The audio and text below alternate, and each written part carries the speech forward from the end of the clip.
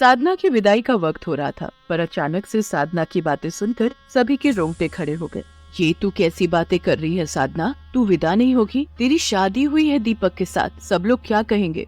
माँ, अगले 6 महीने तक की तो बात है, उसके बाद तो मैं चली जाऊंगी। पर तुम मेरे साथ जाना क्यों नहीं चाहती हो? आखिर बात क्या है साधना? हम दोनों एक दूसरे से प्यार करते हैं। अगर तुम्हें मेरे साथ जाना ही नहीं था तो तुमने मुझसे शादी ही क्यों की? दीपक बेटा, हो सकता है शादी के बाद ससुराल के नाम से घबरा रही हो। कुछ दिन मायके में रहने देते हैं, थोड़ा मन ठीक हो जाएगा तो हम आकर ले जाएंगे। साधना बहू, जब तुम्हारा मन करे तुम मुझे बोल देना, मैं दीपक को तुम्हें लेने भेज दूंगी। दीपक अपने माता पिता के साथ घर वापस लौट आता है। सुशीला, तुमने आखिर बहू को समझाया क्यों नहीं? बस तुम तो आते से ही शुरू हो गए। अब मुझे एक बात बताओ, ये शादी दीपक ने अपनी मर्जी से की है। अब मैंने लड़की में घुसकर तो नहीं देखा था ना कि उसके मन में क्या चल रहा है। राम जाने वो किसी और को चाहती हो और जबरदस्ती उसने दीपक के साथ शादी कर ली हो। माँ, ऐसा नहीं है। साधना ऐसी लड़की नहीं है। वो मुझे बहुत प्यार करती है, पर इस वक्त वो ऐसा क्यों कर रही है, इस बात को तो मैं भी नहीं समझ पा रहा हूँ। और तू कभी समझ भी नहीं पाएगा, क्योंकि उस गरीब भिखारी लड़की को मैं अपने घर की बहू कभी बनने ही नहीं दूंगी। अब देखना, मैं तेरी शादी अपनी करोड़पति दोस्त वसुंधरा की बेटी जिया से करवाऊंगी। अच्छा हुआ जब साधना कमरे में अकेली थी, उस वक्त सही मौका देखकर मैंने साधना को ससुराल न आने की बात कह दी।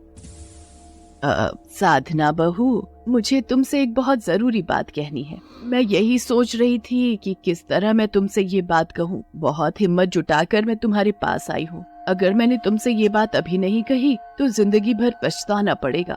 क्या हुआ माँ जी, आप बहुत परेशान दिखाई दे रहे हो?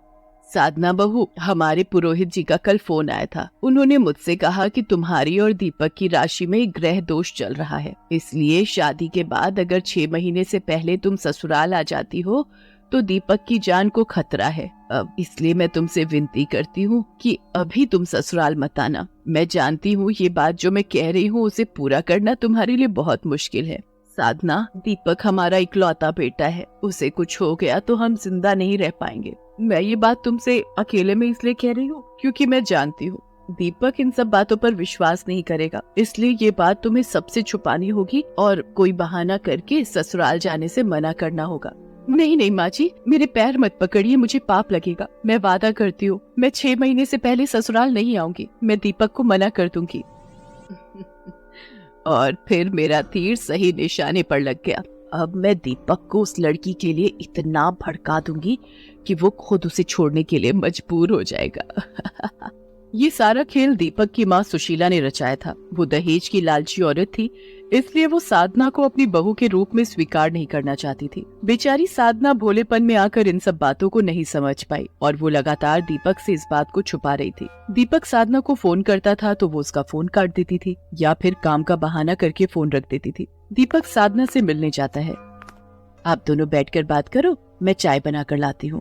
साधना, आखिर तुम्हें हुआ क्या है? हम दोनों तो एक दूसरे को बहुत प्यार करते हैं। ये हमारी लव मैरिज है। हम दोनों ने एक दूसरे की इच्छा जानकर ही इस शादी के लिए हाँ की थी। शादी के बाद तुमने अचानक साथ चलने से मना कर दिया। मैं तुम्हें फोन करता हूँ, तुम मेरा फोन काट देती हो या फिर कोई काम करने का बहाना कर देती हो। आखिर तुम मुझसे दूर क्यों जा रही हो? अगर तुम्हारे मन में कोई और था तो तुम मुझे शादी के लिए मना कर देती, मैं चुपचाप पीछे हट जाता। दीपक, मैं अभी इस बारे में आपको कुछ नहीं बता सकती।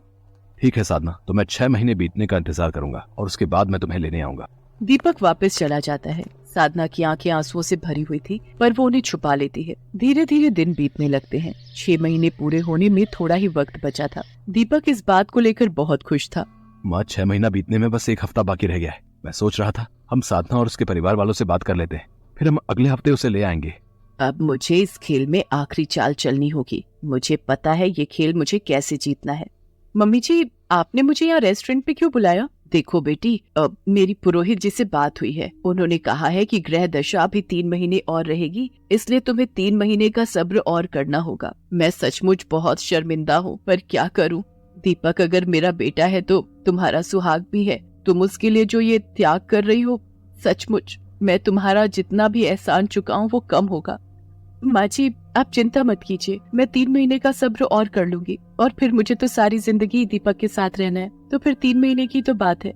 सुशीला साधना को मिलकर घर चली जाती है। दीपक साधना की ये बात सुनकर गुस्से में तिलमिला जाता है। देखो साधना, मैंने तुम्हारी बातों पर बहुत विश्वास कर लिया, पर अब मैं तुम्हें लेने नहीं आऊंगा। मेरी जगह तलाक के कागज तुम्हारे घर पहुंचेंगे। दीपक, मेरी बात तो सुनो। दीपक, हेलो हेलो दीपक। साधना, तू ये सब क्यों कर रही है? तू क्यों अपने आप को और दीपक को दुख दे रही है? तू उसे बता क्यों नहीं देती कि तेरे ससुराल ना जाने की असली वजह क्या है? अगर तू कहे तो मैं दीपक से बात करूं। नहीं माँ, भूल कर भी आप ये बात दीपक से मत कहना, मुझे माँ जी ने अपनी कसम दी है। साधना रोती हुई माँ दुर्गा के मंदिर चली जाती है। उधर दीपक की माँ मन ही मन बहुत खुश थी। जो मैं चाहती थी वैसा ही होगा। अब दीपक साधना को तलाक दे देगा, फिर मैं अपनी पसंद की लड़की से इसकी शादी करवा दूंगी। उधर साधना दुर्गा मंदिर में माँ के आगे रोती है। माँ, मैं क्या करूँ? अपने दीपक की जान बचाने के लिए ही मैं ये सब कर रही हूँ। माँ, कोई रास्ता दिखाओ, मैं दीपक के बिना नहीं रह सकती। वो मुझे तलाक देने वाले हैं, मेरी मदद करो माँ। जय माता दी। पुरोहित जी, कैसे हैं आप? बड़े दिनों बाद मंदिर आना हुआ। जय माता दी पंडित जी, वैष्णो देवी गया हुआ था, आज ही आया हूँ। ये तो कुल पुरोहित जी हैं। इन्होंने ही तो माँ जी को दीपक के बारे में, क्या मैं इनसे एक बार पूछ लूं? शायद ये कोई उपाय बता दे। साधना कुल पुरोहित जी को उनके द्वारा कही बात पूछती है। नहीं बिटिया, मैंने तो सुशीला जी को ऐसी कोई बात नहीं कही। तुम्हारे विवाह के पश्चात तो मैं वैष्णो देवी यात्रा पर निकल गया था, आज ही आया हूँ। और तुम्हारे और दीपक के तो सभी गुण बहुत अच्छे से मिल गए थे। ऐसा कोई दोष तो तुम दोनों की कुंडली में है ही नहीं।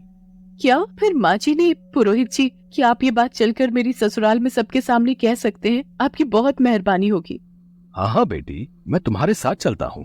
साधना के कहने पर पुरोहित जी उसके साथ उसके ससुराल जाते हैं और सारी सच्चाई कहते हैं। इसके पश्चात पुरोहित जी वहाँ से चले जाते हैं। उनके जाने के बाद साधना फूट फूट कर रो पड़ती है। दीपक उसे संभालता है। उसके ससुर भी सुशीला की हरकत से बहुत शर्मिंदा थे। माँ, आपने दहेज के लिए मेरा और साधना का रिश्ता तोड़ना चाहा। मुझे तो शर्म आती है कि मैं आपको अपनी माँ कहता हूँ। मैं यहाँ से साधना को लेकर जा रहा हूँ, मुझे माफ कर देना पिताजी। मुझसे गलती हो गई। अब दीपक, मुझे माफ कर दो।